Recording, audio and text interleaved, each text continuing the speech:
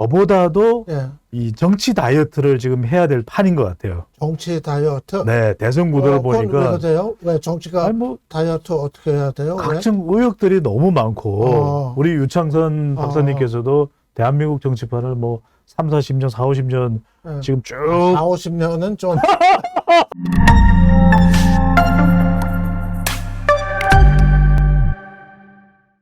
그래서 다짜고짜 본론으로 들어갈게요. 네. 우선 고발 사주 의혹 지금 뭐 한 2주째 아주 뜨거워요. 네. 그래서 윤석열 그 호칭을 이제 후보라고 후보가 하는 게 낫죠. 편하죠. 후보가 낫죠. 예, 이재명 지사도 네. 그냥 다 후보. 어떻게 해요? 후보 다 후보라 하시죠. 다 그냥 후보도 하는 게 좀 네네. 편한 것 같은데 윤석열 후보 이거 뭐 위태위태한 거 아니냐 뭐 이런 얘기도 나오고 됐는데 어떻게 보세요? 지금 대선 판세에 그 파장이 판세 뭐 흔들고 있는 거예요? 그냥 어떻게 보세요? 아닌 것 같아요. 예.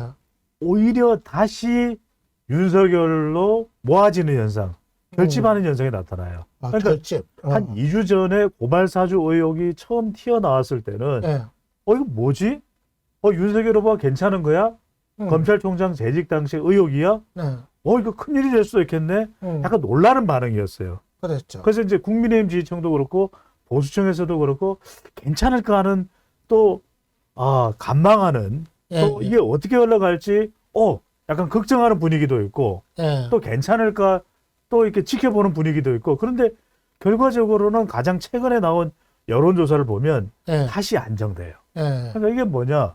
아니 윤석열 후보랑 직접적으로 관련된 게 없는 거예요. 예. 그리고 이게 박지원 원장이 뭐하러 또 제보자인 조성은을 만나요. 예. 이것도 이상해요. 예. 그러니까 유창선 박사님께서도 지금 여의도 정치판 돌아가는 거 최근에 아시겠지만은 이게 또 이게 보는 우리 또 시청자분들의 유권자 입장에서 볼 때는 예. 어느 게 진실인지 알 수가 없는 거예요. 예. 그러니까 조성은 제보자의 이야기가 그렇게 믿을 만한지 아니면 조성은 제보자는 왜 대검찰청에 한동수 검사를 찾아가서 제보를 하게 되고 공익 제보자로 인정을 받는 건지 다 헷갈려요. 그리고 가장 중요한 것은 윤석열 후보가 뭔가 연관된 게 있느냐, 윤석열 후보가 사주한 게 있느냐, 윤석열 후보가 사주를 했어야 뒤에서 뭔가 명령을 내렸어야 야 손준성 검사 이거 좀 고발장 작성해봐. 나 이거 나하고 이거 장모하고 또 와이프가 이게 당하는 게 말이 돼.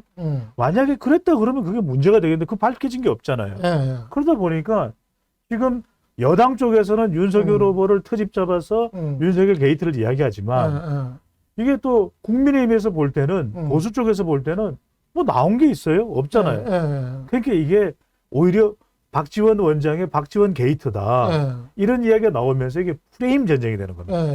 지금 우리 유창선 박사께서도 대선 판세 분석을 할 때 프레임 이야기 하신 적이 있거든요. 과거에는. 지금이 프레임이에요. 그러니까 데이터 전문가인 제가 보기에는 진실 여부를 가릴 수도 없는 이야기.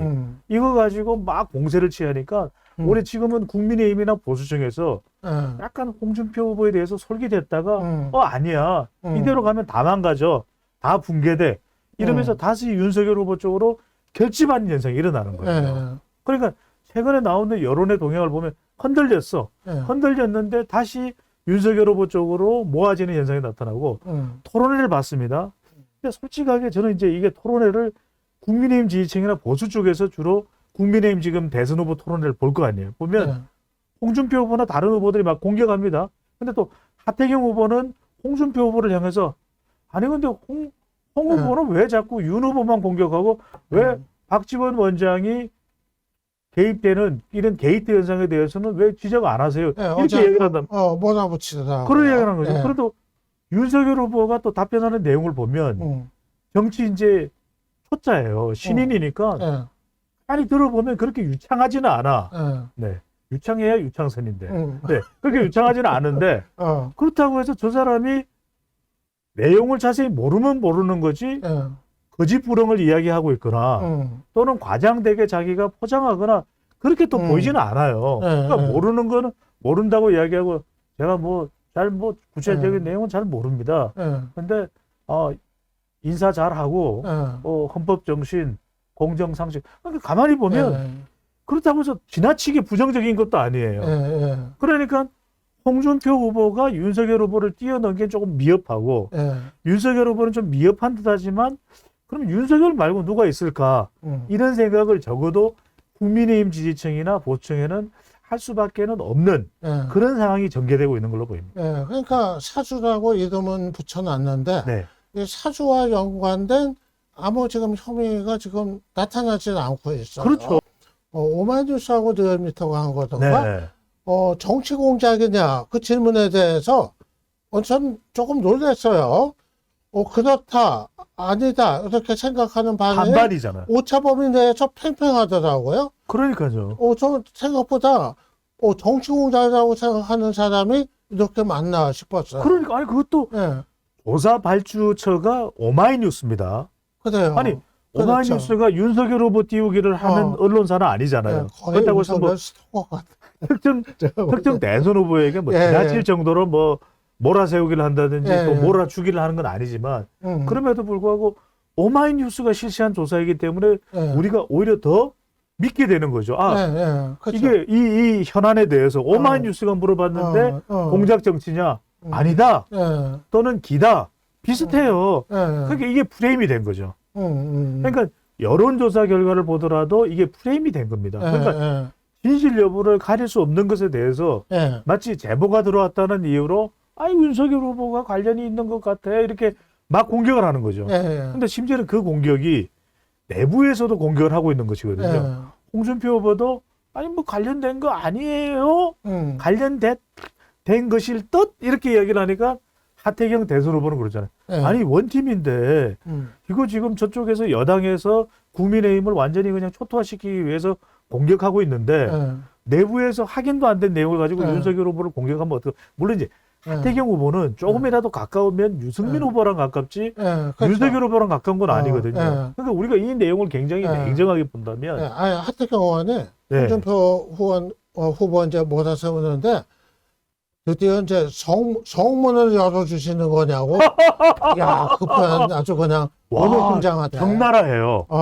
적나라해요. 하태경 후보가 어떤 이야기를 하면은 이 586 운동권 주사파들이 정권을 더 이상 시두르지도 못하도록 나는 정말 그 사람들을 설득하겠다 강한 이야기를 한 사람이잖아요. 그런데 그렇다고 해서 하태경 후보가 윤석열 후보를 감싸도는 사람은 아니거든요.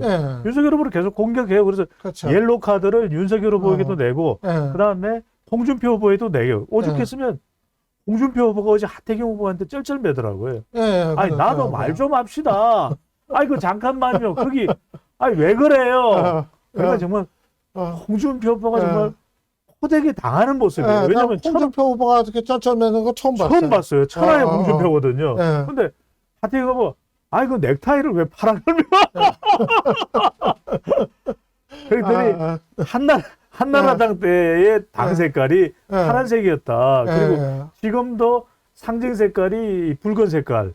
이 이야기를 하지만 그래도 파란색과 흰색까지 공통으로 사용하고 있다. 그런데 그게 사실은 홍준표 후보로서는 난감하거든요. 다른 사람도 아니고 하태경 후보가 넥타이를 파란색을 왜 맸느냐. 이거 직격탄을 날리더라고요. 그래서 하태경 후보가 머리가 좋은 사람이긴 머리가 좋은 사람이긴 핫해. 그래서 하태경이거든요. 하태경 후보도 언제 한번 부르자고요. 최종 경선에서는 홍준표 후보는 당원에서 표를 많이 얻어야 돼요.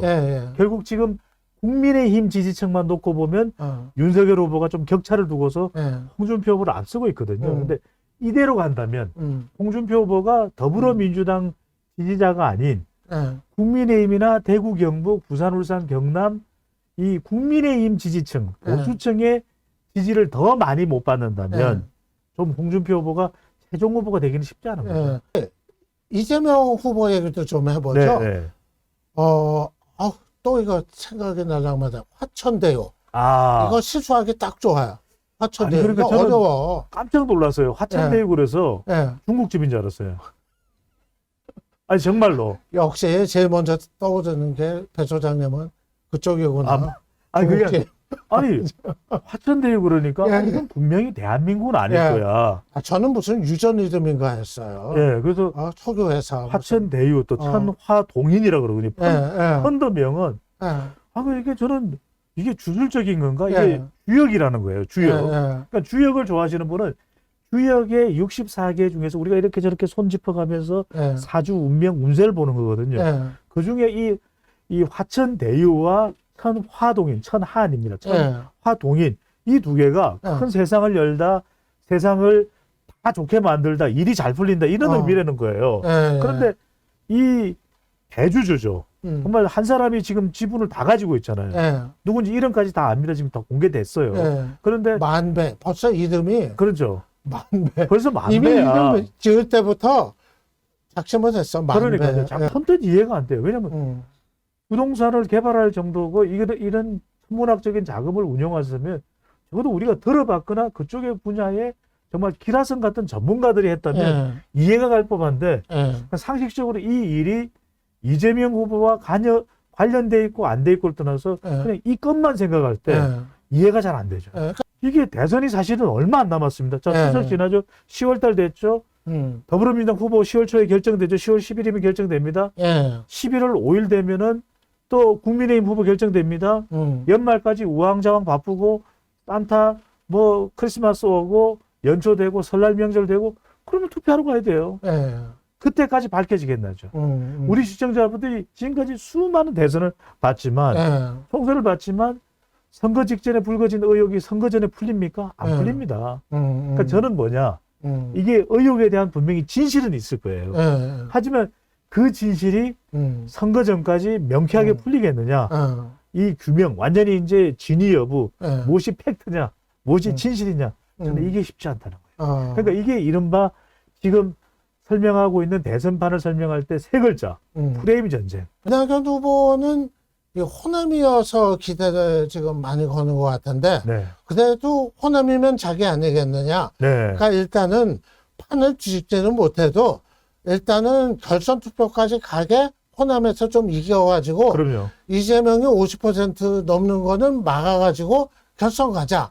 결선 가면 정세균포가 나한테 오면은 해볼 수 있지 않냐 이런 것 같은데 좀 이거 그러면은 예.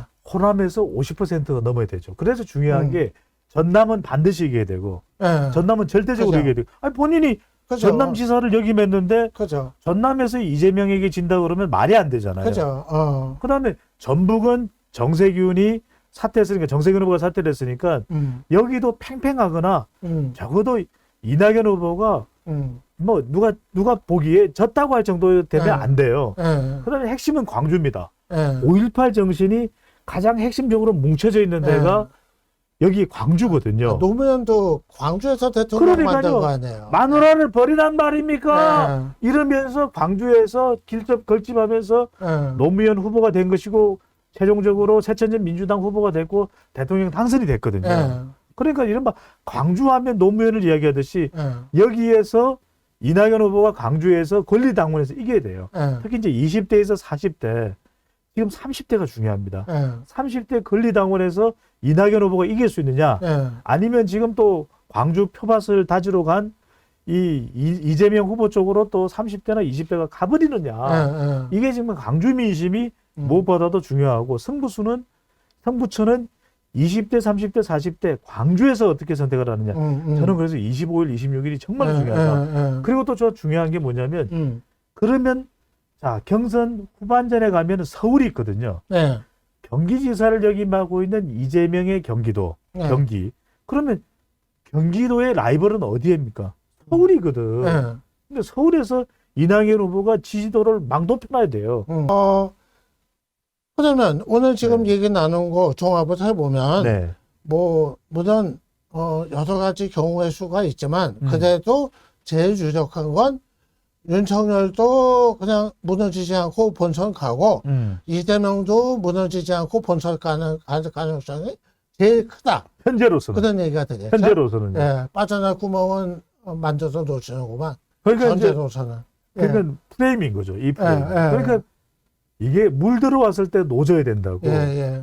홍준표 후보에게도 뭐 기회가 오긴 왔죠. 예. 윤석열 후보가 흔들릴 때. 그럴 때 뭔가 좀 더 다른 본인의 카드가 나왔더라면 그냥 윤석열 후보를 공격하는 게 아니라 맞아요. 맞아요. 아이고 내가 그 대선 후보 나가야지 이런 거 말고 뭔가 좀 맞아. 홍준표포 이건 이런 홍준표가 있었어 하는 그런 정말 홍준표 브랜드의 공약. 그거 아주 중요한 말씀이에요. 그러니까 그게 없었어. 그게 한 방 딱 때려줬다면 윤석열 후보가 시청하면서 국민의힘 지지층에서도 야, 홍준표가 많이 달라졌다. 홍준표의 이미지를 팍 바꿔놓을 수 있는 무엇. 한 방이 있어야 되는 거예요. 맞아. 그러니까 지금 윤석열이 흔들린다고 해서 링 밖으로 쫓아내고 홍준표 후보가 그저 들어갈 수 있는 상황은 아니거든요. 그냥 먹을 수 있는 상황은 아니거죠. 그만큼 정권 교체에 대한 열망이 크다. 정권 교체에 대한 여망이 지금 활활 타오르고 있는 것이 국민의힘이나 보수층이거든요. 대구 경북의 민심이고. 그리고 또 하나 이제 이재명, 이낙연 후보도 마찬가지로 이낙연 후보도 물 들어왔을 때 길게는 지난 재보궐선거 이전에 지난해 말에 던졌어야죠. 지난해 말에 저는 대선 갑니다. 제 있는 지위 다 던져놓겠습니다. 이랬었어야 되는 것이고 당대표가 중요한 게 아닙니다. 맞아요. 오히려 당대표를 조금 더 빨리 던지더라도 본인은 그냥 길을 간다든지 했더라면 나았을 것. 또 하나는 지난 재보궐선거 직후에 패배했을 때 책임지겠습니다. 왜냐하면 유 박사님 아시겠지만 역대 대선 후보들은 한 번쯤 꼬꾸라져야 돼요. 그의 정치 역정에 꼬꾸라지고 다시 올라갑니다. 그러니까 박근혜 전 대통령도 한참 힘들었을 때 있었다가 다시 올라왔잖아요. 그렇죠. 이명박 전 대통령도 마찬가지입니다. 그렇죠. 노무현 전 대통령 모든 사람들이 마찬가지예요. 김대중 전 대통령 92년 대선 지고 정말 얼굴에 사색이 돼서 정계를 은퇴합니다. 언제 돌아올지 알 수 없습니다. 그렇지 않습니까? 그런데 그건 진짜 비슷하다. 그런데 96년 돌아옵니다. 돌아와서 왜 정계 복귀합니까?